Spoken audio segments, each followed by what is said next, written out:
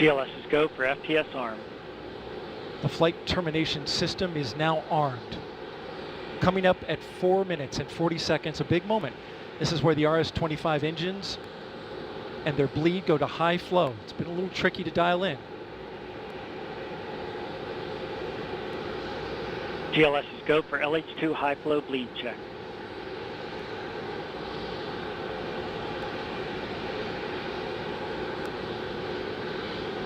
Good word, we've passed that. The cryo team got the LH2 engine bleed pressure loop dialed in. They are now at the right temperature for launch. Countdown continues. T-minus 4 minutes, 15 seconds. Up next, GLS fires up the KPUs. Those are high-speed turbines which provide pressure to hydraulic pumps that steer the RS-25s. Stands for Core Stage Auxiliary Power Unit Start. GLS is go for core stage APU start. That now leads to the thrust vector control test at T-minus 2 minutes and 30 seconds. That can proceed now, and we will see the engines gimbal at the bottom of the core stage.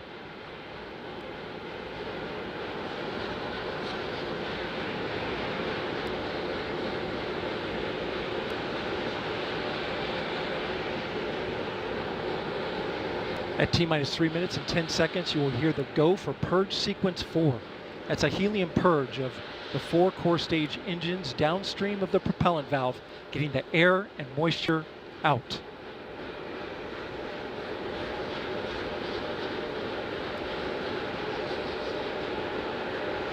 GLS is go for purge sequence 4. And in just a few seconds, GLS will close the core stage LOX vent, liquid oxygen. The white vapor cloud caused from the super cold gaseous oxygen condensing the water in the atmosphere will disappear. You see it coming out there now. And there it goes, it's closed. LOX vent closed, pressure rising in the core stage LOX tank to flight levels. Coming up in 15 seconds, look for that thrust vector control actuator test. Engines will gimbal.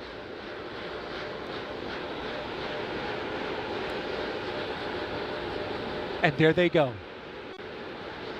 The 4 core stage RS-25 engines gimbaling around, testing the ability to steer the rocket into space. They will operate at 109% performance. Each RS-25 throwing down 500,000 pounds of thrust. All 4, 2 million pounds. Altogether with the boosters, 8.8 million pounds of thrust. GLS is go for upper stage to internal power. Now the upper stage has gone to internal power. So power is removed from the rocket's upper stage, the ICPS, and it's been switched to battery power. The same milestone is coming up for the core stage at T-minus 1 minute and 30 seconds.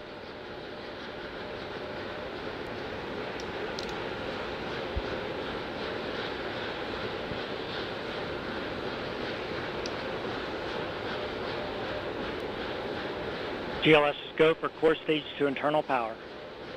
The rocket's core stage, which houses the 3 flight computers, is now on battery power. So there is no more hold time available because there's no more margin on the batteries. So if we have a hold, we'd have to recycle back to T-minus 10 minutes and recharge those batteries. The count continues. A note now, shortly after liftoff. 1 minute. Shortly after liftoff, Mission Control Houston will take control of the rocket, and my colleague, Leah Cheshire, will take over commentary. T-minus 50 seconds and counting. Coming up at T-minus 33 seconds, the GLS will hand off control to the ALS. This is the autonomous launch sequencer. On board the rocket, it will take over command and control of the rocket. But the ALS will check, make sure there's no holds coming from the ground up until T-minus 2 seconds. GLS is go for ALS. And we are go for ALS.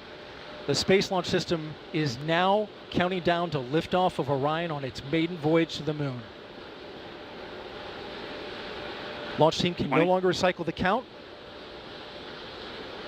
Sound suppressor water now flowing under the ML. And here we go.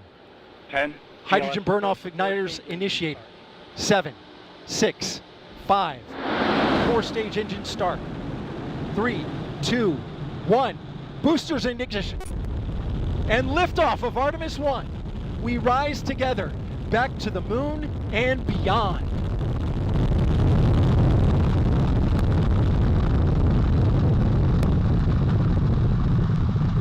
All 4 RS-25 engines on the core stage and 2 solid rocket boosters now propelling the vehicle at 128 miles per hour. Hearing good control on the roll from teams in Mission Control Houston. All good calls so far. Now 30 seconds into the flight of Artemis 1. First milestone will be for the vehicle to pass through max Q at about 1 minute and 9 seconds into launch. This is the greatest period of atmospheric force on the rocket.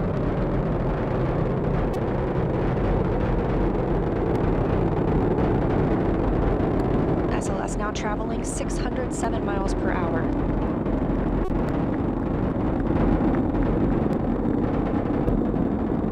You're looking at 8.8 million pounds of maximum thrust. Quiet here in the loops in Mission Control. The 4 core stage engines are throttling down ahead of passing through max Q.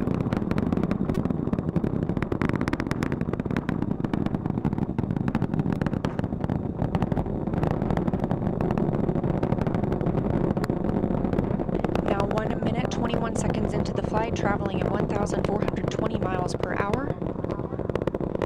The 4 core stage engines are back at maximum thrust.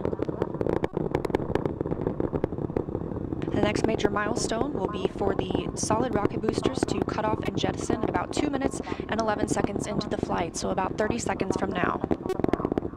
Again, quiet here in Mission Control Houston as teams continue monitoring the flight of Artemis 1. We're now 16 miles downrange from the launch pad at Kennedy Space Center, traveling over 2,800 miles per hour.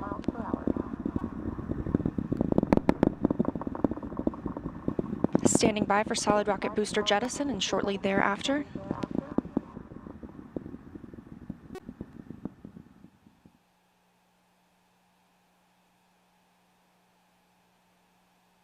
Confirmation that the solid rocket boosters have separated these 177-foot boosters. Now the core stage continues to power the flight of Orion, all 4 RS-25 engines firing, traveling over 3,400 miles per hour, 46 miles downrange. 2 minutes and 36 seconds into the flight. Hearing nominal calls here in Mission Control Houston.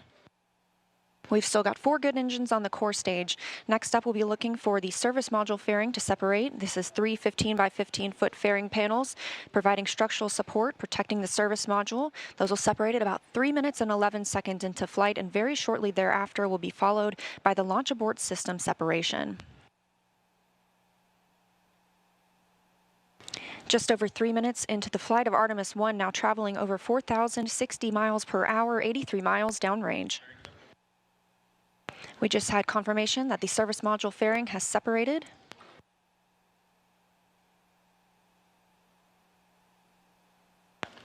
And that the launch abort system Pyros have fired, separating those from Orion as well.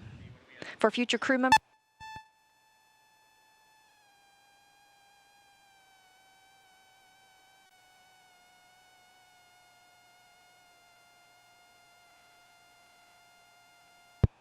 we just heard the call for 3 engine press, meaning if SLS were to lose an engine at this point in the mission, we could still achieve a nominal mission. We would just have an extended main engine cutoff time. However, we still have 4 good engines, all at maximum thrust right now, powering the first flight of Artemis at 5,200 miles per hour, 148 miles downrange.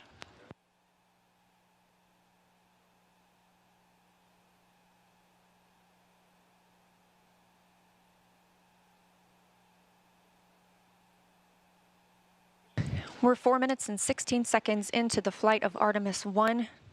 So far, we've had a clean ascent.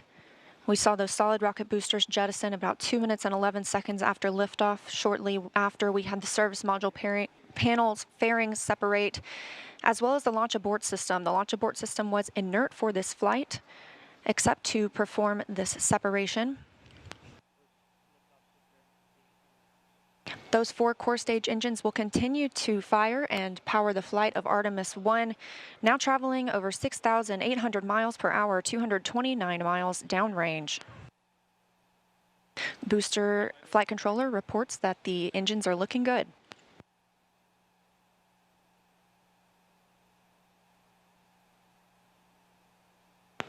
Our core stage main engine cutoff time is about 8 minutes and 3 seconds. We are now 5 minutes and 11 seconds into the flight, 7,656 miles per hour.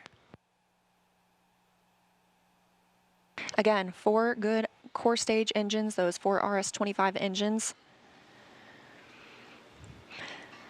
The last time those core stage engines flew, they were taking space shuttles to orbit, and now with upgraded capabilities, they're launching the future of human spaceflight.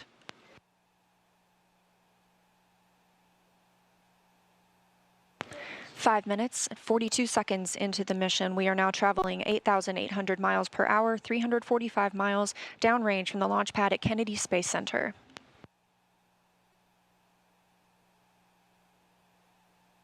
Again, we are anticipating core stage main engine cutoff at about 8 minutes and 3 seconds.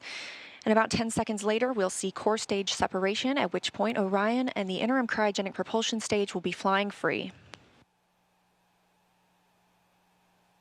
Now traveling over 10,000 miles per hour, 6 minutes and 15 seconds into the flight of Artemis 1, 427 miles downrange. Quiet here on the loops in Mission Control Houston. Teams continue to monitor this first flight.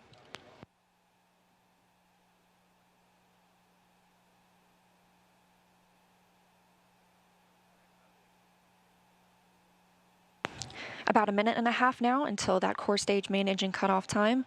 Our 4 core stage engines continue to fire at maximum thrust.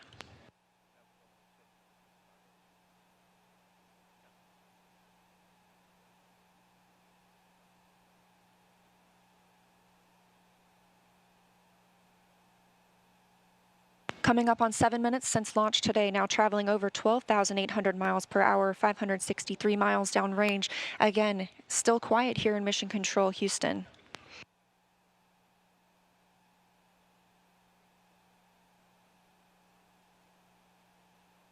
As we prepare for main engine cutoff, the 4 RS-25 engines are beginning to throttle down.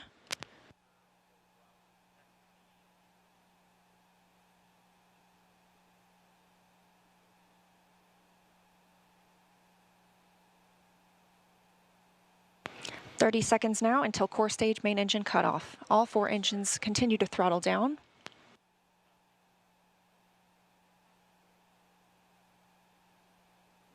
Now 7 minutes 45 seconds into the flight, traveling over 16,000 miles per hour. Continuing to hear good calls here in Mission Control Houston.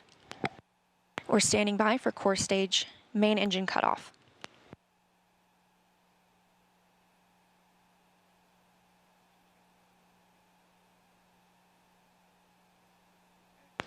And we have confirmation of core stage main engine cutoff. Orion is now in Earth's orbit. The flight dynamics officer reports that we have a nominal main engine cutoff. And we just heard the call for core stage separation. That means Orion and the interim cryogenic propulsion stage are now flying free from the core stage of the Space Launch System. The next milestone will be solar array deploy approximately 18 minutes after liftoff. But before Orion stretches its wings, let's check back in with our friends at Kennedy Space Center and hear all about what it was like to hear the rocket roar off the launch pad.